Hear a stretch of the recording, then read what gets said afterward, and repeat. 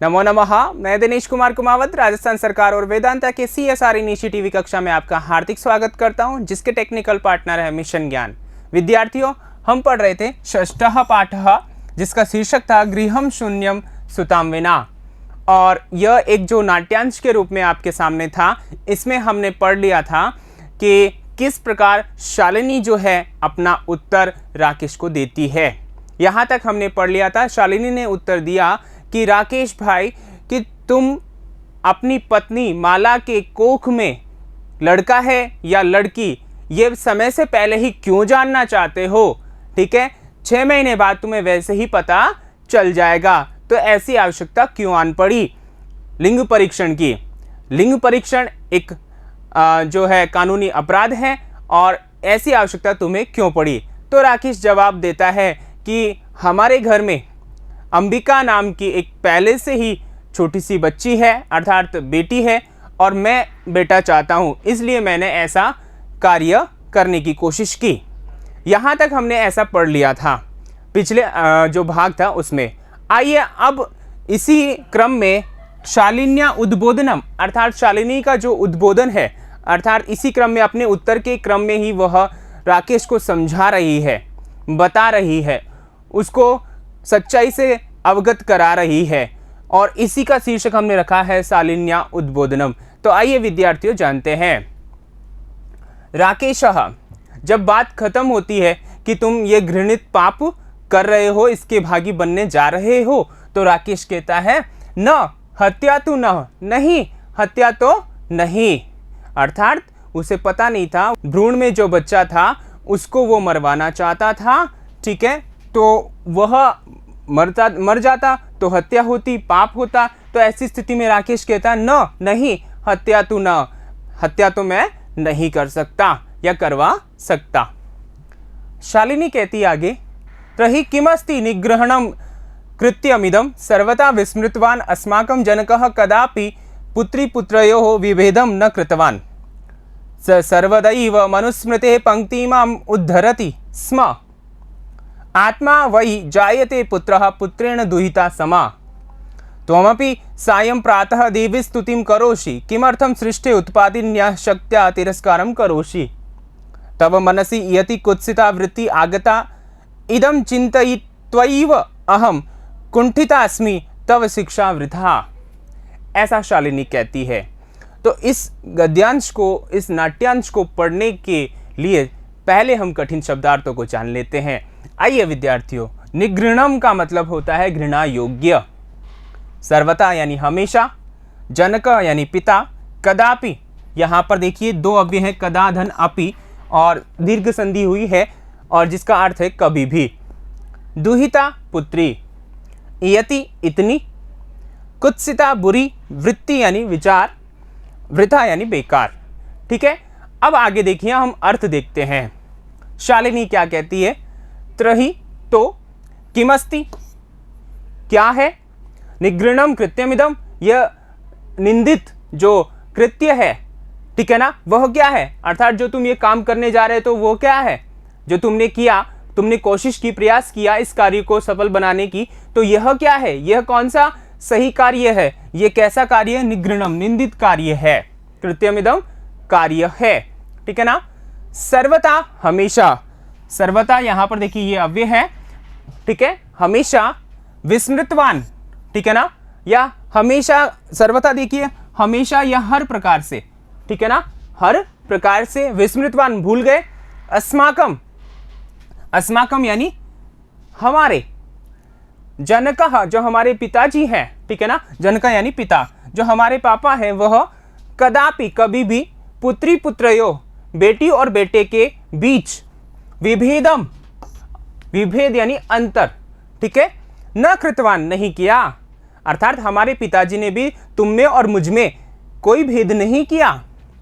सह यानी वह कौन, किसके विषय में बात कर रहे हैं? पिताजी के विषय में बात कर रहे हैं, ठीक है। तो सर्वदैव हमेशा ही, सर्वदा धन एव, वृद्धि संधि होगी यहाँ पर, सर्वदा धन एव, वह हमेशा ही मनुस्मृते है, मनुस्मृति का। यहाँ पर देखिए एक पुस्तक है, अपना ग्रंथ है मनुस्मृति, क्या नाम है विद्यार्थियों? मनुस्मृति, ठीक है ना। इसके जो लेखक है वो आचार्य मनु है। इन्होंने ये जो स्मृति लिखी है इसमें एक पुस्तक का नाम है, ठीक है ना। तो मनुस्मृति का पंक्ति में इमाम यह एक पंक्ति को उद्धरति स्म, हमेशा उद्धरण देते थे या कहते थे, बताते थे। क्या? आत्मा वही जायते पुत्र पुत्रेण दुहिता समा। आत्मा वही, आत्मा से ही जायते पुत्र, पुत्र उत्पन्न होता है, ठीक है। पुत्रेण दुहिता समा, और पुत्र के समान ही दुहिता होती है, अर्थात बेटी होती है।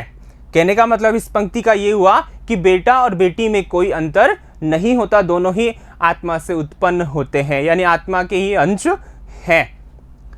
त्वमपि सायं प्रातः देवी स्तुतिम करोसि। अब वापस से कह रही है शालिनी कि ये पंक्ति जो मनुस्मृति से उद्धृत है इसमें भी ये कहा है कि बेटी और बेटा जो दोनों है, लड़की या लड़का जो दो हैं, उनमें कोई अंतर नहीं होता। फिर तुम भी, त्वमपि, तुम भी, सायं यानी शाम के समय, प्रातः सुबह के समय, देवी स्तुतिम करोषि, देवी की स्तुति करते हो, अर्थात माँ दुर्गा की स्तुति तुम करते हो, ठीक है। वो भी किस रूप में है? स्त्री रूप में है, तो उसकी भी तुम स्तुति करोषि, करते हो। अब यहाँ क्वेश्चन मार्क है, अर्थात उससे सवाल कर रही है कि तुम भी तो देवी की स्तुति करते हो। किमर्थम, क्यों? सृष्टे है, ठीक है ना, सृष्टि की, उत्पादिन्या, जो उत्पादिनी है, अर्थात सृष्टि को उत्पन्न करने वाली जो शक्ति है, ठीक है, उसका तिरस्कारम करोसि, तिरस्कार करते हो। अर्थात जो माँ, जिस देवी की स्तुति तुम रोजाना करते हो वो सृष्टि की उत्पादिनी है और उसकी स्तुति तुम रोजाना करते हो, और अब ये घृणित कार्य कर रहे हो, तो फिर किस प्रकार तुम किस लिए उनका तिरस्कार कर रहे हो? क्योंकि ये कार्य करके तो तुम उनका तिरस्कार ही कर रहे हो, एक और तो तुम उसकी पूजा करते हो, दूसरी ओर ये घृणित कार्य कर रहे हो, ठीक है ना। तो तुमने उसका उनका क्या किया है? देवी का क्या किया है? तिरस्कार किया है, ठीक है, या कर रहे हो। तव मनसी, तव यानी तुम्हारे, मनसी यानी मन में, इयति कुत्सिता, इयति यानी इतनी, ठीक है ना, कुत्सिता वृत्ति, इतनी जो कुत्सिता बुरी वृत्ति यानी कि विचार, अर्थात तुम्हारे मन में इतना बुरा विचार आगता आया, ठीक है ना। अब यहाँ पर देखिए वृत्ति जो शब्द है वो स्त्रीलिंग है और आगता क्रिया भी स्त्रीलिंग है, तो यहाँ इतनी बुरी जो बात है वो तुम्हारे मन में कैसे आ गई या कैसे आई, ठीक है। या हम इसको सरल शब्दों में कहें कि तुम्हारे मन में ऐसा गलत विचार कैसे आया, ठीक है विद्यार्थियों। आगे देखिए, इदम, यह, चिंतयित्वैव, यह सोच करके ही, यहां पर देखिए चिंतयित्वा धन एव, वृद्धि संधि है, यानी सोच करके ही, अहम, मैं, शालिनी खुद के लिए कह रही है अहम यानी मैं, कुंठिता अस्मि, कुंठित हूं, यानी ऐसा सोच करके ही मैं कुंठित हूं। तव शिक्षा वृथा, तव यानी तुम्हारी, अर्थात राकेश की शिक्षा यानी कि जो पढ़ाई लिखाई है वृथा, बेकार गई, ठीक है ना, व्यर्थ है। अर्थात तुमने जो भी अब तक पढ़ा लिखा है, ठीक है, तुम्हारे जीवन में वो सब कैसा हो गया है? बेकार है। क्यों बेकार है? ऐसा क्यों कहा शालिनी ने राकेश को? ऐसा इसलिए कहा क्योंकि वह किस कार्य में लगा था या कौन सा कार्य वो करवाना चाहता था, करना चाहता था? वह अपनी पत्नी माला के गर्भ में जो बच्चा था उसको गिरवाना चाहता था। कब गिरवाना चाहता था? यदि क्या हुआ, लड़की हुई तो। लिंग परीक्षण के माध्यम से, लिंग परीक्षण करने के उपरांत वो ऐसा करवाना चाहता था। यह घृणित कार्य वह करवाना चाहता था, लेकिन शालिनी ने क्या किया? समझाया, ठीक है, अपने भाई को, राकेश को समझाया कि जब अपने पिताजी ही अपन दोनों में भेद नहीं कर रहे तो फिर तुम क्यों ऐसा कर रहे हो, ठीक है। तो यहां पर उद्बोधन के माध्यम से उसको समझाया। आइए हम जानते हैं यहां से कौन से बोध प्रश्न बन सकते हैं जिससे कि हम इसको और अच्छे से समझ सकें। पहला प्रश्न है, कयो जनकः पुत्री पुत्रयो विभेदम न कृतवान। कयो किसके? द्विवचन है, ध्यान रखना। तो यहां पर हम किस पात्र की चर्चा कर रहे हैं? माला, शालिनी, राकेश और अंबिका, 4 पात्र हैं यहां पर। तो अब यहां जो एक ही पिता के जो संतान है वो कौन है? शालिनी और राकेश।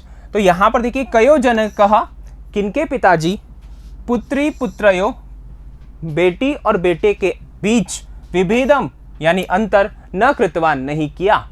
तो किसके, शालिनी और राकेश के पिताजी ने। तो हम उत्तर कैसे लिखेंगे विद्यार्थियों, हम उत्तर इस प्रकार लिखेंगे, ठीक है, शालिनी राकेशयो, क्योंकि द्विवचन है, ठीक है ना, तो शालिनी राकेशयो जनकः यानी पिताजी, पुत्री पुत्रयोः विभेदम न कृतवान। ठीक है, समझ में आ गया विद्यार्थियों, शालिनी राकेशयो जनक पुत्री पुत्रयो विभेदम न कृतवान। ठीक है, अगला प्रश्न देखिए, आत्मा वही जायते पुत्रः, यहां डॉट डॉट लगा दिया, ठीक है ना, पंक्तिरियम कस्य वर्तते, ठीक है ना, यह पंक्ति जो है वो किसकी है, किस पुस्तक की है। विद्यार्थियों अभी मैंने आपको बताया किस पुस्तक की है और आपने भी पढ़ा, ठीक है ना, मनुस्मृति की है। तो हम किस प्रकार लिखेंगे इसको देखिए, हम लिखेंगे आत्मा, इस पंक्ति को जितना लिखा है प्रश्न में वैसे ही हम वापस लिखेंगे, वही जायते पुत्र, ठीक है, इति पंक्ति, ठीक है ना, मनुस्मृते, मनुस्मृते वर्तते। ठीक है, अब यहां पर देखिए आत्मा वही जायते पुत्र, ऐसा वैसे के वैसे लिखना है जैसे प्रश्न में है, और आपको यहां पर कस्य के स्थान पर क्या किया आपने, मनुस्मृते है वर्तते, बस इतना सा लिखना है, बाकी प्रश्न में से आपको लिखना है। ठीक है विद्यार्थियों, आगे देखिए, आगे है कस्य मनसि कुत्सिता वृत्ति आगता, किसके मन में, कस्य यानी किसके, मनसि यानी मन में, कुत्सिता वृत्ति आगता, ठीक है ना, कुत्सित वृत्ति आ गई, अर्थात उसके मन में गलत विचार आ गया, किसके, तो यहां किसके मन में आया था, राकेश के। ठीक है, तो आप उत्तर क्या लिखेंगे विद्यार्थियों, ठीक है, कस्य के स्थान पे राकेशस्य, राकेशस्य मनसि कुत्सिता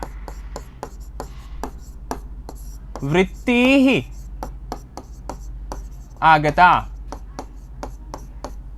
ठीक है विद्यार्थियों, इस प्रकार अपना उत्तर हो गया पूरे वाक्य में, क्योंकि यहां निर्देश नहीं है कि एक वाक्य में लिखें या एक पद में लिखें। ठीक है विद्यार्थियों, तो ये अपना जो शालिन्या उद्बोधनम था, अर्थात शालिनी का जो उद्बोधन यानी कि समझाइश थी राकेश के प्रति, वो हमने देखा। उसने समझाया कि बेटे और बेटी में कोई अंतर नहीं होता, ऐसा अपने पिताजी भी करते थे, कहते थे।